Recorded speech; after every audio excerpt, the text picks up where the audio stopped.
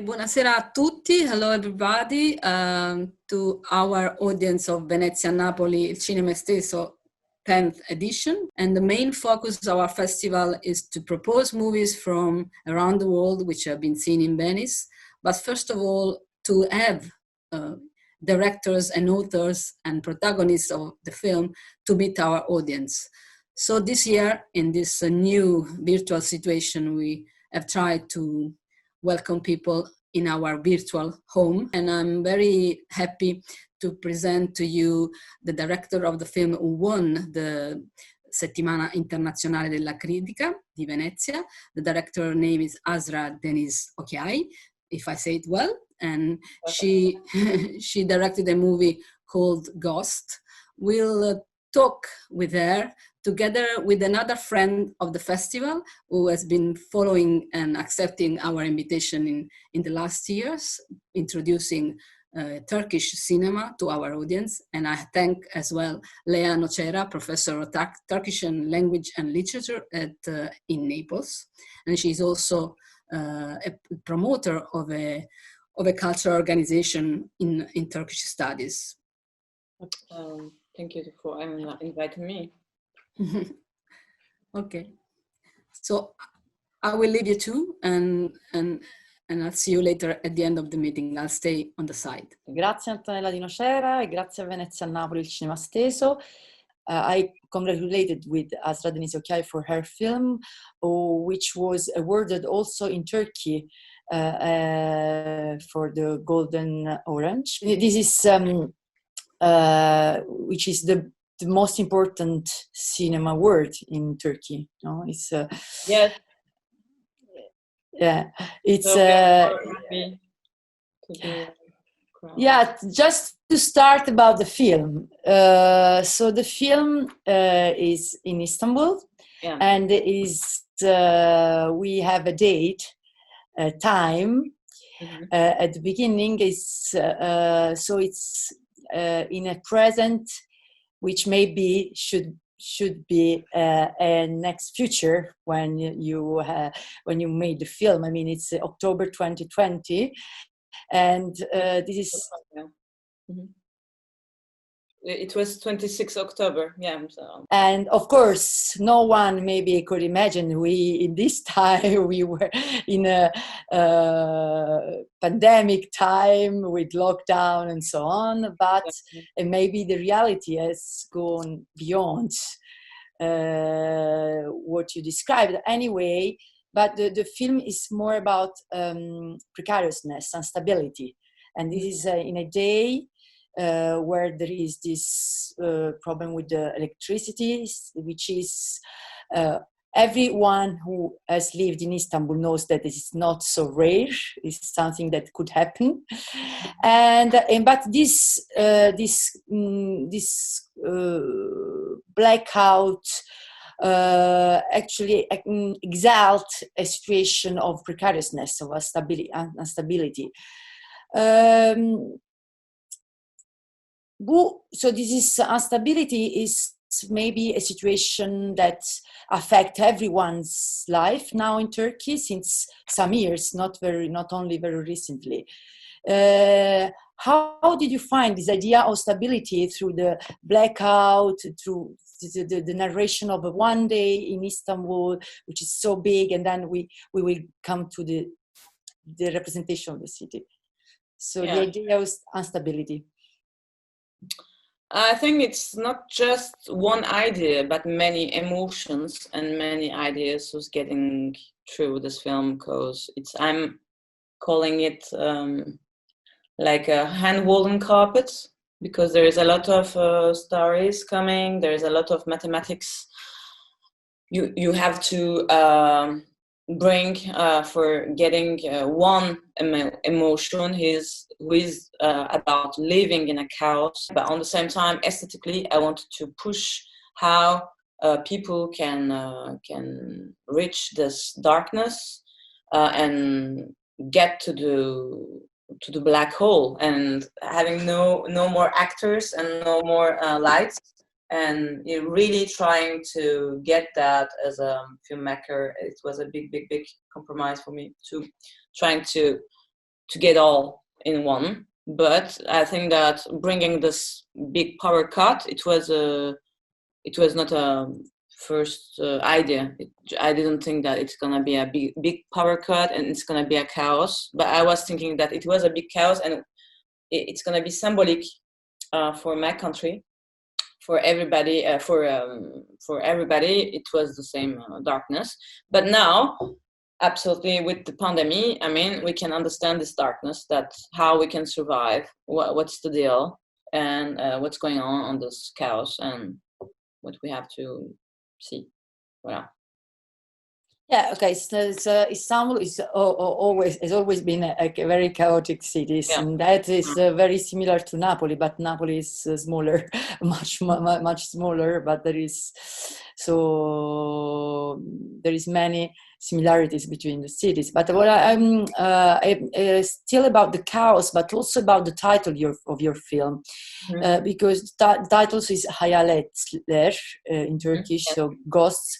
When we think about this term in Italian, especially, we think about people, about survivors, but not specifically with a positive tone. I mean, it's and here we. Actually, the ghosts of this film maybe so. What we can understand as ghosts is also people who resist, who try in their hard everyday life to have to be somehow creative, there is in one scene more than one scene the dam that abandoned herself to dance, so it's a way to have room of sparks of light in this darkness. And I think it's very interesting. I'm here also as the director of an online magazine called Kaleidoscope, which tries to narrate the Turkey and especially the culture production of Turkey. And the idea is that in Turkey, although the situation is very dark in terms of economic crisis, political changes, and so on, there is still in everyday life this idea of creativity, to be positive. There is a way to not to succumb. No, I think that this is also in the film. And actually, you chose this title, Hayaletler, Ghosts. But I think it's also interesting to see the positive attitude. I mean, an optimist perspective. The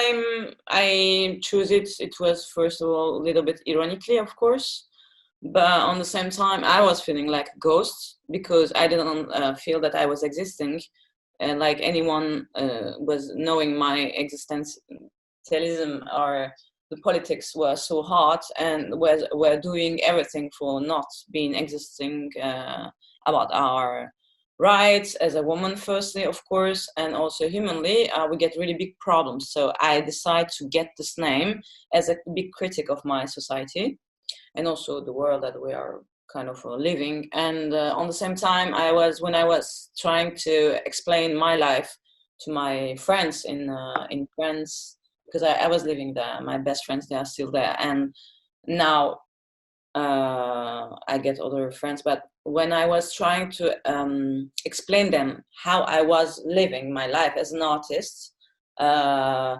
was explaining to them, you are passing from a room to another room from a door, but I am passing through from a window. So this is also a ghost way, you know. You have to do everything with an unnatural way for doing your style, your thing. I mean, like this scene with the choral, the music choral. They have to do their own way a concert in a house because it was a completely banned last year to getting gay pride festivities. And my friends, who are the choral on the film, they're really existing. It's a LGBT choral, and all of them are not gay, but I mean, it was really important to trying to get an artistic scene, and they decided to make a concert in an apartment because they didn't have no choice, but we have to find a way to exist. So this is a ghost way, yeah.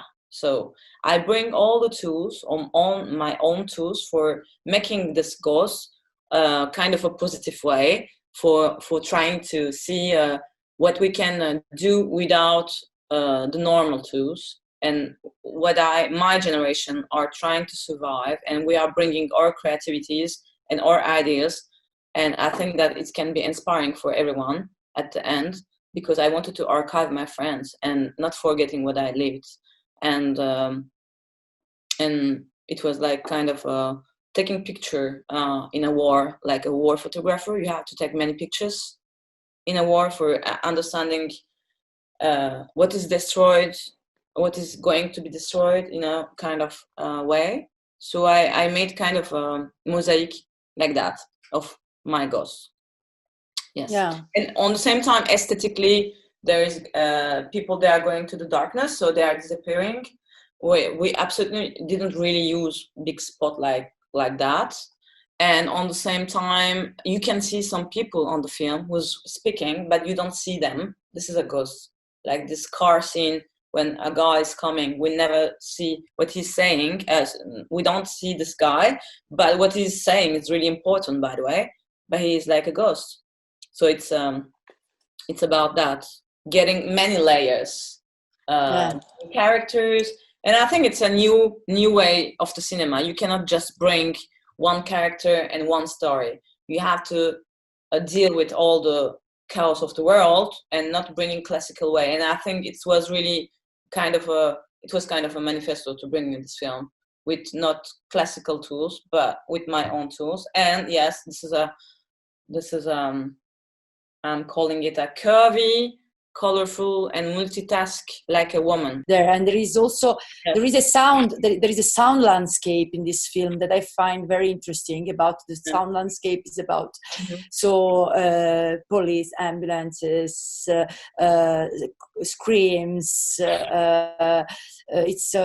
It's there is this sound landscape that makes your daily life also very. This is coming from also video art, because I'm a video artist, and I think that this is a kind of a laboratory. You have to bring your tools. In video art, there's not really laws, but in cinema you have to get some laws. But I don't agree. I really try to get this sound who's really cutting my words when I was speaking with my friends, and bringing that, like, you cannot really hear what's going on. This is a little thing about big chaos, and you have to manage as a feminine, also women, they're like that. You have to manage many things on the same time, and you have to appear like a normal person, and there's a big chaos, and you are like, okay. And there is a big sound, but you have to just speak in cool way, This is also a little critic that I'm making about. Also, this is also an interrupted story, an interrupted day. So these sounds make a lot of interruption in your days. Yeah, this is so universal. As a woman, you have to appear normal, even you get a big dinosaur on your room, And so this is the sound. I just bring it like that, so saying, okay. Also in women's head. It's also in women's head and spirit now to be contemporary in many places. It's like the multitasking you're saying, it's something we face in everyday life as also being struggling at the same time, coming from the past and present and dealing with it. It's always the mixture of past and present, which we feel in every moment of life. So, and I think in the film, sorry, I entered in the discussion, but I feel that in the film you use the instrument of filmmaking also to in this sense you succeed in giving an idea of this complexity, like overlapping. And thank you so much. It was really a big chaos to filming. Also, I want to mention that before forgetting, but I shoot this film in 17 days. Yes, it's nothing. 17 days. It's even a short film, it's 10 days sometimes. 17 days. So, and even when I was shooting, they were destroying the building that I was shooting one day after. So there were no, it was crazy. When I was saying war photographer, really on daily life, we get some things like that. This is not really crazy, but I remember for the plan séquence, one of the last scene of the film, like when they're on the car, Didem and Ifet, and they're appearing and a big place was burning. Before shooting the scene, I get been arrested by policemen. They were thinking that we were burning the place. It was a beginning of a riot, so they arrest us. I mean, they arrest me on my with my camera team, and my team who was waiting me there. There were 40 people, so there were 30 Kalashnikov people who point them, and my assistant called and they said, okay, there is policemen here. Do you get there also? I said yes. They arrested me, and they were thinking that I was burning, and they didn't understand that I was a director and shooting a movie. And every day there were a big chaos. I mean, this one is the most dangerous one. But I want to say just about I get many problems, but my only thing was getting this baby out of this situation and bringing the story for about what I was living in Turkey. And that's why maybe you can feel that there is this energy on the film. It's not just about a story, but I could just shot in one time this scene. So just in terms of, I wanted to ask in terms of production as well. So the premise is that you had to ask permission to shoot, or it was like a guerrilla filming. You had to ask. This one you have to absolutely get. You cannot bring 40 people in the streets. That's the problem. You get some rights. You don't bring them all the story, of course. Okay. For sure. We said to the police officers days ago and saying we're gonna burn a little stuff and one scene, but they didn't understand that it was a film. They completely forgot that, and they were thinking that it was a riot because it's kind of a ghetto where there were big riots before, but now everybody is in jail. So they think that there were new riot people who was burning the city. And it's mostly a Kurdish ghetto. So there were big riots there. And they think that it was a real scene. But what was the most funny thing, like when the police arrived, that he said to me, I'm the president of Terrorism Office of Istanbul, of Turkey. They were really the biggest head of guys on my street, and I was with my 6 hoodie, and I was really looking like a high school girl, and I was saying, I'm the director, what's going on? And he was like, what? And it was like I'm saying I am astronaut, you know. He didn't understand. I said it 6 times, I think. I'm an astronaut. Now he was like, what? Couldn't believe it. Because I'm a woman. Is the film going around? Is the film showing in many festivals now after Venice? Yeah, actually, on the same time, now we are in Brussels today. Last week it was in Stockholm Film Festival, Thessaloniki Film Festival 2 weeks ago. But I think that I will stop about getting festivals online because it's really hurting me to I can't touch what's going on, and just getting online, I can't handle that anymore. I worked 6 years on this film. I prefer to maybe wait a little bit about festivals and cinema. But I'm so lucky in Venice. I was there, and it was the most beautiful day of my life when we were there and getting the screening, getting the Q&As, or also getting the award, of course. And it was really it was amazing. But then getting to this darkness, this winter is gonna be hard for everybody. Was the film screened in Turkey? Yes, in Antalya. No, I mean in cinema. No. But I think that it's gonna be being really big discuss about the film when we're gonna show the film. No, we need this film showing up about my generation, my feelings as a woman, I will say, because today it's 25 November, and it's a Turkish anti-violence to the Women's Day. Like every year we're getting out for walking on the streets and saying we don't want violence, because there is such a problem in Turkey actually, last year's mostly. And just bringing my friends and my ideology to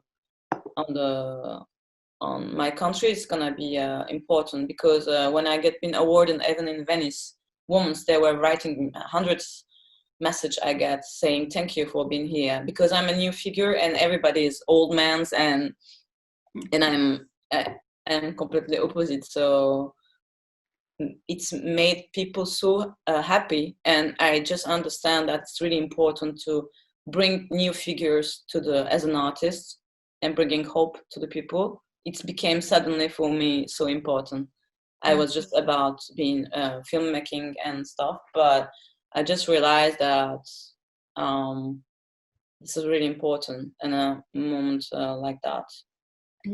About women is also very important to have women representation, very different from the norm. I mean, it's very interesting to find girls dancing hip hop that because they do exist actually. Also people, the women that have to cope with the situation where some in prison, that they really struggle for in everyday life, in a very hard. It's a very hard life, but also in an independent way. They don't have a man beside. They don't need, and it's a very important also as a narration, because it's very. There is a lot of stereotypes actually in general, but also about Turkey, and it's very interesting to get into different kind of women roles. So about being a woman, the problem is that I don't like a lot positive discrimination, because before I couldn't make sometimes as a filmmaker I couldn't make my job, because when I was doing commercials they were saying you can't do this commercial because you are a woman. I don't like also to be awarded like because I'm just a woman. That's the problem. But I get been salute about my technique in this Antalya Film Festival. We get been awarded by editing and as a filmmaker also, and film, because as a new generation women, they are bringing new solutions, because we work more than men and 20 times more. That's why I bring new tools, and that's why we are here and they need us. That's the most important thing that I observe about films and techniques. And there is girls, new generation, they are so courageous. There is also girls like Greta Thunberg. She's saying what she needs. We don't have something to lose, because we get been frustrated before a lot. I am more young, but younger than maybe you, but everybody's saying the same thing about there is a big we are bringing the change, changement, our transformations, and we have to stand about that. We cannot just say, okay, well, listen, we can't do no more things after the pandemic. Also, I think that it's gonna be the women who's gonna get their place. I hope so, because this is a war, and the war mostly women they were also on the front thing, and we will see who's gonna be more right on this political, economic also war. I mean, Germany, they are so good. It's Angela Merkel who's really good on that. But it's a funny story, but it's really about politics. I think it's women's getting the leadership actually on most important moments. New Zealand and New Zealand. Exactly. It's a very good, the best good example. The best treatment of the pandemic rise was in the country which are led by women. This is not an info like this. It's a case study.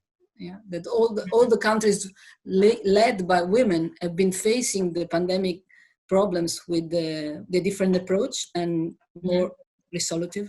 So I think Lea has got the last question, and then we can close this meeting. your previous experience about your short films affected this view for ghosts, and how so. Yeah, sure. I shoot little black fishes because I was living in Paris. Like I lived 10 years, and I went there when I was 17 years old. And I was not agree, absolutely not, about this immigration problems. I get really paper problems, and I also meet a woman, Armenian illegal woman. So I decided to shoot her. So that's why I played with her, because I was really trying to get her really natural way to act, and this is more documentary way. But I think that bringing this kind of source is really important for the cinema, bringing stories with a kind of a documentary way. I think it's powerful sometimes, better than normal. And the second one, Sulukule Manamor, I made it in 2016. Sulukule was a area get been destroyed. My father was urban planner all my life, get architect parents, and all my life he was saying, like, if you're protecting cultural heritage, the buildings, you're gonna protect the human. I also lived kind of in a kind of a village whose name is Mardin. It's like a Siena in Italy, you know. It's really one stone city. It's really beautiful. I lived then when I was a kid, and he made the UNESCO project, so I know how a city can be protected, and you can protect of course these humans, because there's Armenians, Jewish people who's also living in Mardin. But Sulukule was the one of the last project, last thing that he was trying to make them survive, and he passed away at this moment in 2009. And I went there years after and saying, what's these people are doing? So I decided to filming it in a kind of a little way.